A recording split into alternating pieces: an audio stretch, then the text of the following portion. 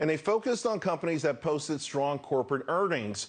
I want to bring in Bull Tick Capital Markets Chief Strategist Kathryn Rooney Vera. First of all, let me just get your sense, Kathryn, overall, this market, the resolve has been mind-boggling. Even today, the Dow off 200 points at the open.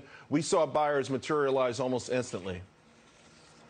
That's true. Buyers do materialize instantly, Charles, and anytime there's a dip, it seems to be a buying opportunity. Hey, look, there's a lot of complacency in the markets right now. I think the economy's on a very good footing.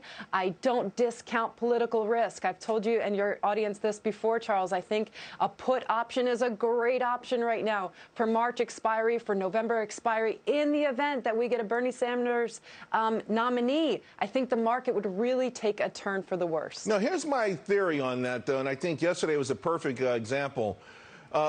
You look at the biggest winners yesterday, and among them were United Healthcare. Stock went up to $315 a share.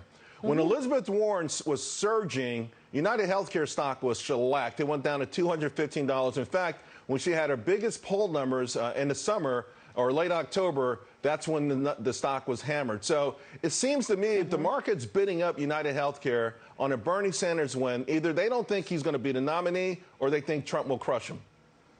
The reason that happened, Charles, is because Bernie just eked out a victory in New Hampshire. It wasn't the double-digit victory that a lot of people feared. That is the reason I think that healthcare moved higher. The market is pricing in either a Trump re-election or Bernie Sanders is not the nominee.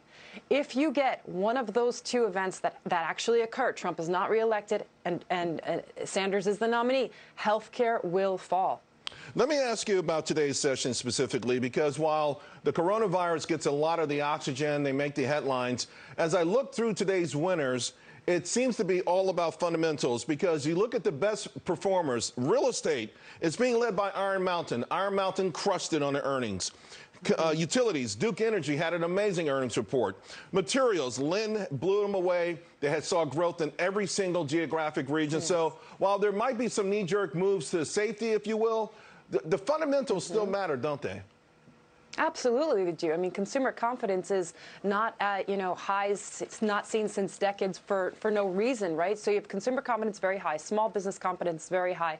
That induces, and combined with real wages being on the rise, that induces consumption that provokes investment. So all of these things are fundamentally sound.